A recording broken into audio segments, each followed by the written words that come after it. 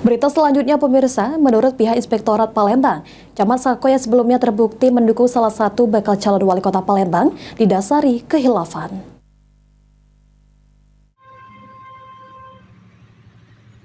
Hal ini diungkapkan oleh Kepala Inspektorat Kota Palembang, Jamia Haryanti, mengenai Camat Sako yang sebelumnya dianggap tidak netral lantaran terbukti memberikan dukungan kepada salah satu bakal calon wali kota Palembang sudah ditindaklanjuti. Dari klarifikasi Camat Sako kepada pihak Inspektorat terkait permasalahan netralitas ASN didasari khilafan, hasil pemeriksaan sendiri sudah diberikan kepada PJ Wali Kota Palembang dan akan menjadi catatan. Ditambahkan Jamia Haryanti, dari permasalahan tersebut, Camat Sako hanya diberikan peringatan. Kemarin ada Camat Sako, kalau nggak salah, yang panen, langsung kami ambil tindakan, kami klarifikasi. Tapi beliau mengaku bahwa dia hilaf dan minta maaf, sudah nggak ingat lagi.